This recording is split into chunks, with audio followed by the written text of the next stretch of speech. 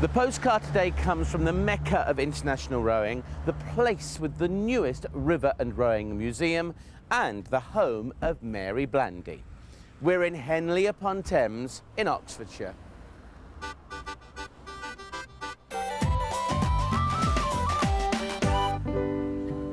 The town of Henley on Thames is said to be the oldest settlement in the whole of the county of Oxfordshire, although the nearby village of Dorchester on Thames in the same county goes back to Roman times.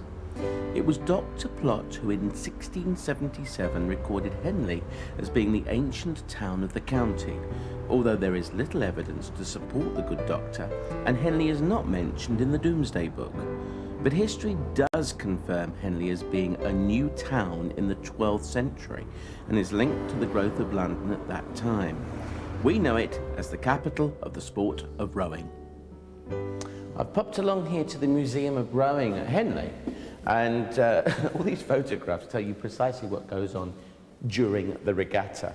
There's as many people eating and drinking as there are rowing, but that's what Henley is all about. I suppose like Royal Ascot and other great sporting events, you come here for a bit of a beano and have fun as much as to watch the sport.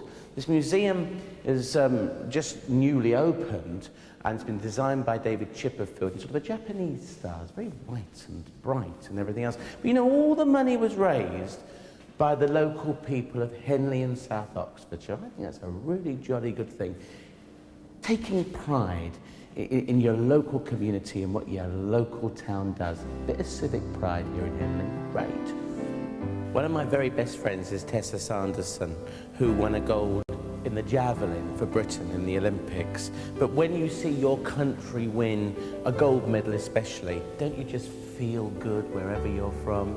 And certainly when the rowers won us a gold medal, both in Barcelona and Atlanta and in many other places too, it does make you feel sort of clammy and good and everything else. But who were those rowers, Simon Chambers? Well, the two guys who rowed this boat were Matthew Pimpson and Stephen Redgrave. They're now on in a four and are aiming to win the gold medal in a coxless four in Sydney in the year 2000. Why were they so good, that particular pair? I don't know. I think it was something that worked very well between them. Steve has won consistently during the Olympics. I mean, he's won 4 consecutive gold medals now with a series of partners, but something definitely clicked with him and Matthew because after their win in Barcelona in '92, they went on to win 59 consecutive races. Goodness me. Up to and including their final in Atlanta, which is a world record in itself. So they remained undefeated. I think it's a partnership you get in many sports where I think if the chemistry is right, then you're sort of undefeatable. I think it adds that little extra. I mean, you can do the training and look after your diet and keep fit and all the rest of it, but you need that extra special something, and I think that's what clicked between Steve and Matthew. Their success in the four, which is Stephen and Matthew, along with James Cracknell and Tim Foster, it's been great. They won the World Cup, they won the World Championships, so they look like they're on form, and they're on course for a clash with the Awesome Foursome, which is the Australian version of this crew. So obviously the Aussies are not going to want to lose on home turf in Sydney, so we're building up for a bit of a head-to-head with them. Well, long may Britain rule the waves. That's what I say, Simon. Absolutely. Yeah, absolutely. Could this be the awesome Aussies? Should I sabotage it? No, us Brits can win without any such tricks. That looks like a little koala there to me. Yes, sir. How you doing? Not bad, okay. Good. Nice to see you. You take care.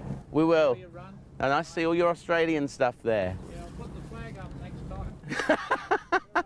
Thank you.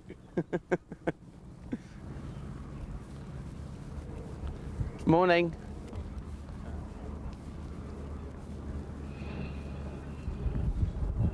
Have you noticed that with the British? See, the Australian wanted to talk, didn't he, and come and have a chat. When you go past the British, morning. Huh? What are they up to? We have a reputation, don't we? I don't think I've got one. Well, perhaps not the same. Ducks. This is turning into a Janet and John book. Ducks, D is for duck. Hello, ducks. They say that in the East End, you know. The New Orleans. Way down yonder in New Orleans. Got to find Kim the skipper. He knows all about this boat. Let's go on the gangplank and find him. Apparently he's in blue overalls. I don't think he knows we're coming, but we can have a little natter to him.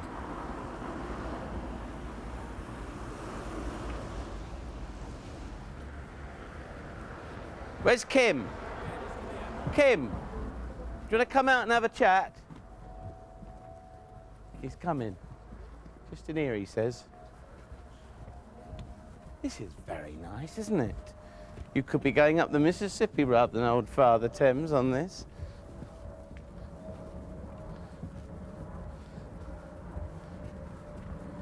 There you are, Kim. All right. Come and have a chat about your boat. I sound like Fred Elliott then. I said, it's just like, you know, what you'd find on the Mississippi. That's right. Except it's on old Father Thames. And for those who don't know who Fred Elliott is, he's in Coronation Street and repeats everything at least twice, doesn't he? Do you watch it? You what, Coronation Street? Yeah. Yeah, a little bit. So you know about Fred Elliott. Well, yeah. Tell us about your boat. It's 6 years old. It was built down in Greenwich. It's an imitation. Nah, not Yeah. built in Greenwich. Can't be an imitation. Yeah. No, it must have come from at No, least, no, you know, no, it didn't. Vicksburg or... No. No? Yeah, built by Canary Wharf. Had a good season? Yeah, very good. Yeah? Yeah, it's a bit quiet to start with, but it's picked up, you know. June, July, August. So what are you doing there in your blue overalls? Just servicing the engines, actually. Oh, are you? Yeah. And are they looking all right? Oh, yeah, you can have a look in a minute. Oh, that's very nice. We always like to see an engine, don't we? You can eat your dinner off for that. Is it a boat? I'm trying to find out what's a boat and what's a ship and what's a river cruiser and what's a paddle steamer. What's this? I suppose it's a vessel, really, but yeah, boat. It's, Floats. And here is your pride and joy. That's right. Have a look at that. That is what you call very clean, sparkly and shiny.